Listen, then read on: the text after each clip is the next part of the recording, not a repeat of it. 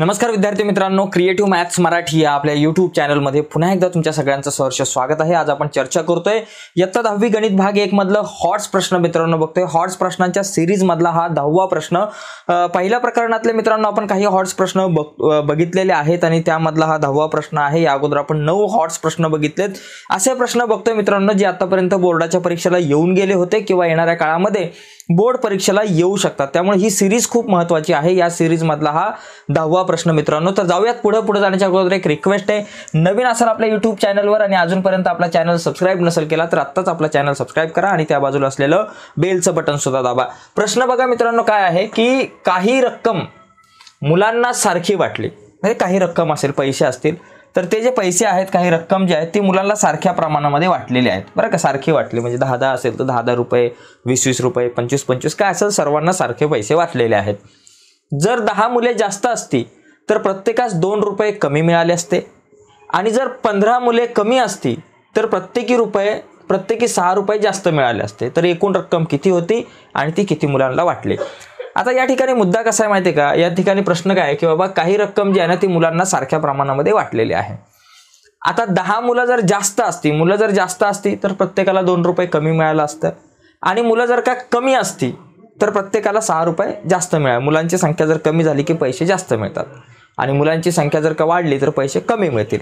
आता या ठिकाणी दोन गोष्टी आहेत, एकूण रक्कम आपल्याला विचारले आणि दुसरी गोष्ट किती मुलांना वाटली बरं का। एकूण रक्कम आता आपण या ठिकाणी आपल्याला विचारले बाबा एकूण रक्कम किती आणि ती रक्कम किती मुलांना वाटली। आता बघा आपण एक काम करू, मुलांची जी संख्या आहे आपली, चला मुलांची संख्या आपण काय करू, x मानू। मुलांची संख्या बरोबर x मानू, मुलांची संख्या x मानू आणि मुलांना जी वाटलेली रक्कम आहे, जे पैसे मुलांना वाटलेत आणि प्रत्येक मुलाला वाटलेली रक्कम, प्रत्येक मुलाला वाटलेली रक्कम, मुलाला वाटलेली रक्कम ओके, रक्कम बरोबर y रुपये आपण मानू बरं का। आता या ठिकाणी हा हिशेब लक्षात घ्या, मुलांची संख्या x आहे आणि एका मुलाला किती रुपये वाटले, y रुपये, तर एकूण तुम्हाला x गुणिले y केलं की एकूण रक्कम मिळणार आहे बरं का। समजा मुलांची संख्या 20 असेल आणि प्रत्येक मुलाला 5 रुपये वाटले तर गुणाकार करणार, म्हणजे मुलांची संख्या 20 असेल आणि एका मुलाला आपण 5 रुपये दिले तर 20 मुलांचे किती झाले, 2×5 = 100 रुपये झाले ओके। म्हणजे एकूण रक्कम म्हणजे काय, या दोघांचा गुणाकार म्हणजे मुलांची संख्या आणि गुणिले प्रत्येक मुलाला वाटलेली रक्कम यांचा गुणाकार केला की मला काय मिळते, एकूण रक्कम मिळते। ठीक आहे, मग आपण या दोन गोष्टी काढू, मुलांची संख्या ओके, मुलांची x मानू आपण म्हटलंय तर मुलांची संख्या x मानू किंवा असं लिहू, मुलांची संख्या बरोबर आपण x लिहू ठीक आहे, आणि प्रत्येक मुलाला वाटलेली रक्कम y।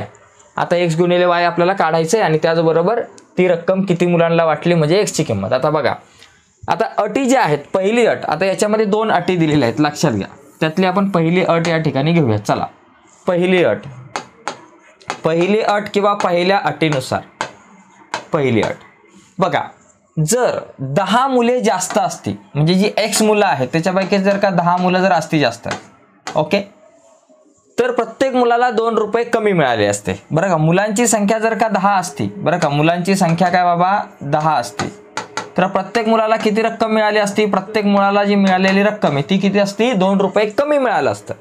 म्हणजे मुलांना y मिळतात तर 2 रुपये कमी म्हणजे y - 2 मिळालं असतं ओके। आणि या दोघांचा गुणाकार किती झाला, x गुणिले y। आता एक गोष्ट लक्षात घ्या, आपण या ठिकाणी असंच पण सुरुवातीला लिहू एकूण रक्कम बरं, इथं आपण म्हणू एकूण रक्कम जी आहे, एकूण रक्कम काय म्हणू, x गुणिले y बरं का। मुलांची संख्या x, प्रत्येक मुलाला वाटलेली रक्कम y आणि एकूण रक्कम झाली xy। आता जी पहिली अट आहे, पहिली अट बरं का, पहिली अट आता आपण डिटेलमध्ये लिहू। चला ह्या सगळ्या अटी ज्या आहेत ना डिटेलमध्ये लिहू म्हणजे तुम्हाला समजेल असं बघा। जर 10 मुले जास्त असते, मुले किती बाबा, 10 मुलं जास्त असते, आता x मुलं आहेत ना, मग x + 10 मुलं जर असती ठीक आहे, x + 10 मुले असती तर प्रत्येक मुलाला 2 रुपये कमी मिळाले असते बरं। मुलाला प्रत्येकाला मिळणारी रक्कम, प्रत्येक मुलाला मिळणारी रक्कम,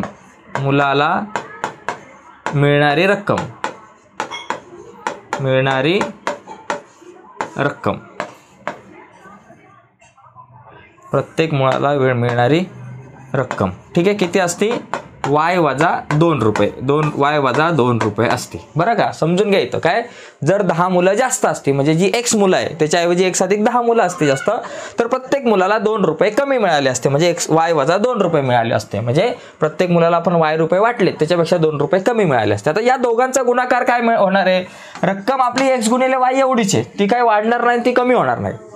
रक्कम x गुणिले y जी आहे तेवढीच असणार आहे. म्हणजे या दोघांचा गुणाकार आपण लिहू x अधिक 10 गुणिले y वजा 2 बरोबर एकूण रक्कम किती? xy. ठीक आहे, आता काय करू, या ठिकाणी गुणाकार करू दोन कंसांचा, म्हणजे x गुणिले y वजा 2 अधिक या 10 ने पण गुणू 10 गुणिले y वजा 2 बरोबर xy. काय केलं, x ने या x अधिक 10 ने y वजा 2 या कंसाला गुणलं, त्यासाठी x गुणिले y वजा 2 आणि नंतर अधिक 10 गुणिले y वजा 2 बरोबर xy. एक मिनटं, आता बघा, आता आपण हा गुणाकार करू. x गुणिले y xy झाले, बरं का. त्याच्यानंतर x गुणिले वजा 2x झाले. त्याच्यानंतर 10 गुणिले y 10y अधिक 10y झाले. आणि त्याच्यानंतर पुढे अधिक 10 गुणिले वजा 2 वजा 20 झाले. आणि बरोबर आपल्याकडं xy आहे. आता xy कट होतील, बरं का. xy आणि xy काय होतील? कट होतील. त्याला आपण कट करू, जरा वेगळा कलर घेऊ आणि त्याला कट करून टाकू. xy कट झाले. मग राहिले काय माझ्याकडं? बघा, वजा 2x अधिक 10y वजा 20. बरं, आता वजा 2x आपल्या जागेवर ठेवू आणि अधिक 10y पण आपल्या जागेवर ठेवू. वजा 20 आहेत, बरोबर चिन्हाच्या पलीकडे गेले अधिक 20. आता 2, 10 आणि 20 या सगळ्यांना कितीने भाग जाईल? 2 ने भाग जाईल. मग 2 ने भाग लावला तर काय आले? बे 1 के बे म्हणून इथं वजा x, बे 5 10 म्हणून 5y आणि बरोबर बेन 10 20 म्हणून 10. आता इथं सगळ्यांची जर चिन्ह बदलली, वजाचा अधिक x, अधिकचं वजा 5y आणि अधिक 10चं वजा 10, याला म्हणा समीकरण नंबर 1. तर अशा प्रकारे मला काय मिळालं? समीकरण 1 मिळालं. ठीक आहे, आता समीकरण 1 मिळालं पहिल्या अटीनुसार. आता जी दुसरी अट आहे, बरं का, दुसरी अट. आता दुसरी अट घेऊन दुसरं समीकरण तयार करू आणि ते समीकरण तयार झाल्यानंतर आपण काय करू? ती 2 समीकरणं सोडवू. आता मी जसं मी इथं डिटेलमध्ये लिहिले ना, तसं इथं आता शॉर्टकटमध्ये समीकरण तयार करून दाखवतो कसं करायचं. बघा, आता पुढे काय दिलंय? जर 15 मुले कमी असती, म्हणजे मुलांची संख्या x आहे, त्याच्यामधून 15 मुलं जर कमी असते म्हणजे x वजा 15 असती, तर प्रत्येक मुलाला 6 रुपये जास्त मिळाले असते. म्हणजे जे y रुपये आहेत त्याच्यापेक्षा 6 रुपये जास्त मिळाले असते. म्हणून काय होणार? y अधिक 6 होणार.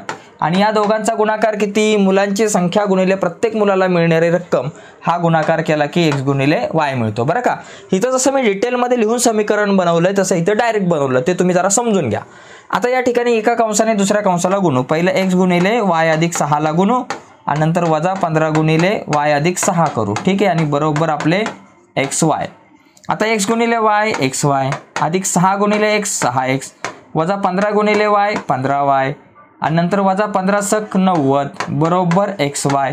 आता या ठिकाणी xy गेले, हे 6x आपल्या जागेवर, वजा 15y आपल्या जागेवरती आणि बरोबर वजा 90 बरोबर चिन्हाच्या पलीकडे गेले अधिक 90 झाले. ठीक आहे, आता काय करू? सगळ्यांना कितीने भाग जाईल? 3 ने भाग जाऊ शकतो. 3 दुने 6, 3 5 15, सगळ्यांना 3 ने भाग लावू.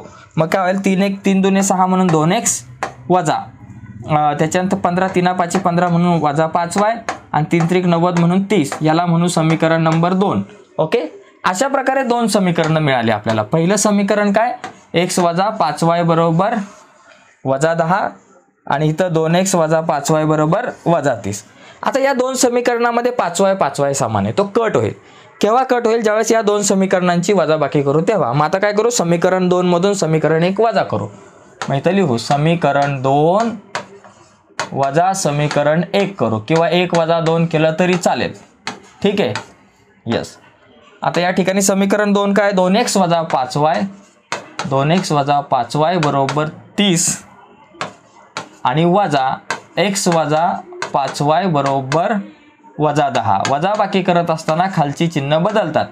अधिकचं वजा झालं, वजाचं अधिक झालं, वजाचं अधिक झालं. आता 2x मधून x गेले, 2x होते त्याच्यातून x गेले म्हणजे 1x राहिले बरोबर वजा 5y अधिक 5y कट झाले आणि 30 अधिक 10 किती झाले? 40 झाले. म्हणजे x ची किंमत काय मिळाली मला? 40.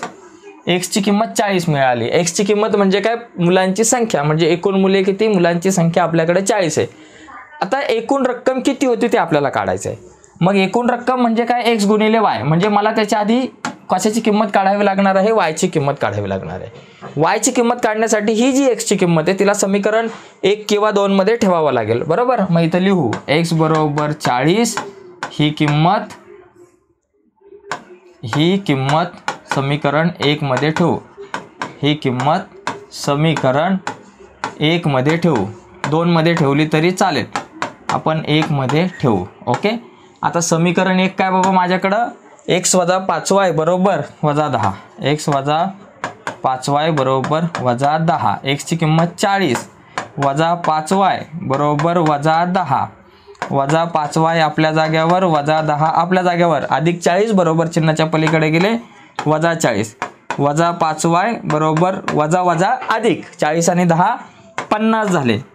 मग y बरोबर वजा 50 भागिले हे वजा 5 गुणिले बरोबर चिन्हाच्या पलीकडे गेले भागिले वजा 5 झाले. ठीक आहे. आता या ठिकाणी काय होईल कॅल्क्युलेशन, वायची जी किंमत आहे y बरोबर 5 10 50, म्हणून इथं y बरोबर किती झालं, 10 झालं. ठीक आहे. y ची किंमत 10 आणि x ची किंमत 40. आता एकूण रक्कम जर आपण म्हटलं, एकूण रक्कम बरोबर किती, x गुणिले y होती. आता x ची किंमत किती 40 आणि y ची किंमत किती 10. 40 आणि 10 किती झाले, 40 गुणिले 10 बरोबर 400 रुपये. तर अशा प्रकारे दोन गोष्टी तुमच्या लक्षात आल्या असेल की मुलांची जी संख्या आहे, मग शेवटी लिहायचं मुलांची संख्या म्हणजे x म्हणजे 40, आणि दुसरी गोष्ट एकूण रक्कम किती, x गुणिले y म्हणजे किती 10 गुणिले 40 400 रुपये. तर अशा प्रकारे हा जो प्रश्न आपण सोडू शकतो. ओके मित्रांनो, याचा स्क्रीनशॉट हवा असेल तर तुम्ही घेऊ शकताय. यस. तर अशा प्रकारे हा प्रश्न आपण सोडवू शकतो. ॲक्च्युली हा जो प्रश्न आहे पुस्तकामध्ये सोडून दिलेल्या गणितामधला आहे, परंतु महत्त्वाचा होता त्यामुळे मी घेतला. ओके. तर मित्रांनो, नक्कीच ही व्हिडिओ आवडली असेल तर व्हिडिओला लाईक करा. नवीन असाल तर चॅनल सबस्क्राईब करून त्या बाजूला असलेलं बेलचं बटन दाबा, जेणेकरून मी अपलोड केलेल्या प्रत्येक नवीन व्हिडिओची नोटिफिकेशन सगळ्यात अगोदर तुमच्यापर्यंत पोहोचेल. ओके मित्रांनो, बाय सर्वांना, धन्यवाद.